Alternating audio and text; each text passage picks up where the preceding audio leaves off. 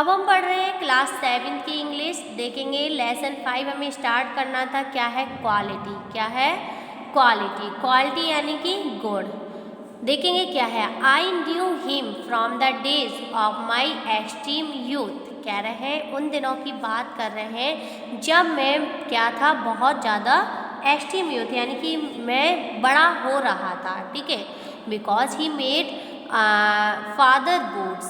उन्होंने क्या किए थे, क्योंकि मैं उनको इसलिए जानता क्योंकि उन्होंने मेरे पिताजी के यानी कि फादर्स के जो थे, बूट्स मतलब क्या होता है? जूते। पिताजी के जूते बनाए थे।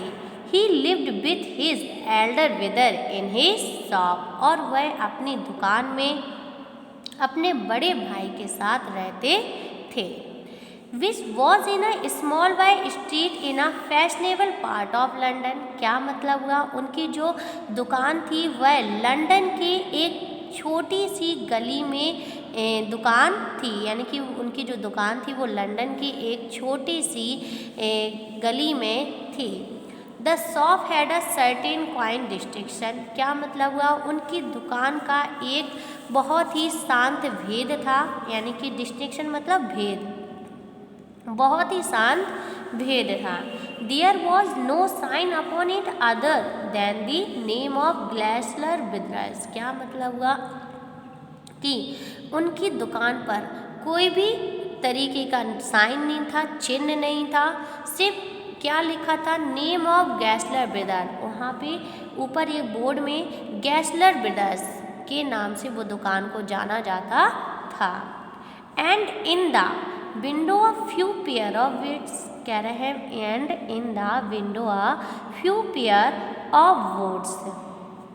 कह रहे हैं और उसकी जो खिड़की थी, छोटी सी उस दुकान में एक खिड़की थी जहाँ पे सिर्फ कुछ ही जोड़ी, यानी कि फ्यू मतलब कुछ ही जोड़ी जूते रखे हुए थे।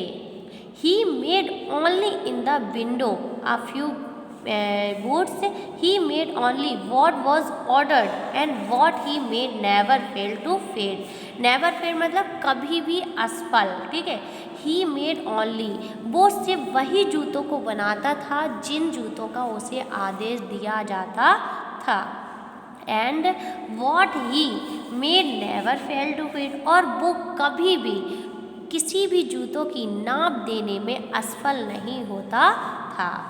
To make boots, such boots as he made seem to me then and still seem to me mysterious and wonderful. वो कह रहा है कि बिल्कुल उनके जूते इस तरीके से बनाए जाते थे, वो इस तरीके से उन जूतों को बनाते थे कि उनके जूते देखने में बिल्कुल रहस्यमय और अद्भुत दिखते थे। यानी कि उनके जो जूते थे वो बिल्कुल रहस्यमय, मिस्टीरियस मतलब क्या होती है? रहस्यमय, और वंडरफुल यानी कि अद्भुत दिखाई देते थे।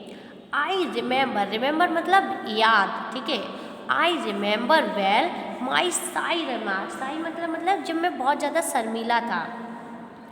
आई रिमेंबर वेल माई सार रिमार्क वन डे। कह रहे हैं कि मुझे वो दिन बहुत अच्छे से याद है जब मैं बहुत ज़्यादा शर्माता था। While stretching out him and my youthful foot.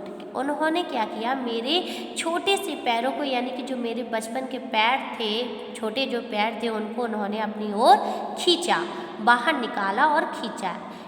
Is not it awfully hard to do. और वो बहुत ज़्यादा मुझे क्या लगे? चुभ रहे थे, यानी बहुत ज़्यादा क्या हो रहे थे? हार्ड थे वो, मुझे पैरों में बहुत ज़्यादा चुभ रहे थे। मिस्टर गैसलर ने पूछा, मिस्टर गैसलर ने पूछा क्या ये तुम्हें चुभ रहे हैं? एंड हिज आंसर, और मैंने उत्तर दिया, given with a sudden smile from out of the redness of his breath. यानी कि उन्होंने हंसते हुए मेरे प्रश्न का उत्तर दिया मुस्कुराते हुए, और उनकी जो दाढ़ी थी, ब्रीन मतलब क्या होता है, और उनकी जो दाढ़ी थी ब्राउन कलर की, उस पर हल्की सी मुस्कान थी। इट इज़ एन आर्ट, यह भी एक कला है। मतलब उन्होंने बोला इट इज़ एन आर्ट, ये कला है। और जर्मन भाषा में ये शब्द दिखे हैं, इट इज़ एन आर्ट। यहीं तक हम एक बार फिर से रिपीट करेंगे। क्या कह रहे हैं, I knew him from the days of my extreme youth, मैं कह उन दिनों की बात कर रहा हूँ जब मैं बहुत छोटा था, यानी कि जब मैं बड़ा हो रहा था। Because he made my father boots, और मैं इसलिए उनकी बात कर रहा हूँ क्योंकि उन्होंने मेरे पिताजी के जूतों को बनाया था। ही लिव्ड विथ एल्डर, मतलब क्या होता है, अपने बड़े भाई के साथ। ही lived with his Elder brother in his shop, और वह अपनी दुकान में अपने बड़े भाई के साथ रहते थे। Which was in a small by street in a fashionable part of London, क्या मतलब हुआ, और वह लंदन के छोटे से हिस्से में या छोटी सी गली में उनकी क्या थी, दुकान थी। The shop had a certain white distinction, उनकी दुकान का एक शांत भेद था कि there was no sign upon any other them, कि उनकी दुकान पे कोई भी तरीके का चिन्ह नहीं बना हुआ था। नेम द गैसलर, सिर्फ उनके वहाँ पे एक गैसलर भाइयों का बोर्ड टंगा हुआ था। And in the window of few pair of boots, और उस दुकान की खिड़की में कुछ जोड़ी, यानी कि कुछ जोड़ी जूते रखे हुए थे।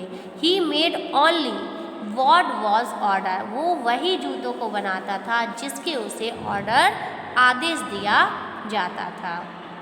And what he made never fail to fit, और वो कभी भी नाप देने में, यानी कि जिसके उसे आदेश दिए जाते थे वो उसकी नाप देने में कभी भी असफल नहीं होता था। To make boots, such boots as he made seemed to me then, क्या मतलब हुआ कि जो उसके जूते थे वो बहुत ज़्यादा, यानी कि वो बनाता था, इस तरीके से बनाता था, seem to me them and still seem to me mysterious and wonderful, जब वो जूतों को बनाता था तो उसके जूतों देखने में एकदम रहस्यमय और अद्भुत दिखाई देते थे। आई रिमेंबर, अब आगे पैराग्राफ कह रहा, I remember well my side remark, कह रहा है आई रिमेंबर, मुझे अच्छे से याद है जब मैं बहुत ज़्यादा क्या करता था, शर्माता था। One day while stretching out to him my youthful foot, और उन्होंने जूतों में क्या करने के लिए, मेरे पैर को डालने के लिए मेरे पैर को आगे की तरफ खींचा। Is not it awfully hard to do Mister Gessler, उसने मिस्टर गैसलर से कहा कि ये बहुत ज़्यादा कठोर है और मुझे पहनने में अजीब लग रहे हैं। एंड हिज आंसर, तो अब मिस्टर गैसलर ने उत्तर दिया। And his answer given with a sudden smile from out of the redness of the breed, यानी कि जब मिस्टर गैसलर ने उसका जवाब दिया तो उनकी जो दाढ़ी थी वो कैसी थी, ब्राउन कलर की, यानी कि रेड थी, हल्की सी ब्राउन थी, और उस पर एक अचानक से क्या आ गई, मुस्कान आ गई थी। इट इज़ एन आर्ट, अब वो बोलने लगा यह भी ये क्या है, कला है।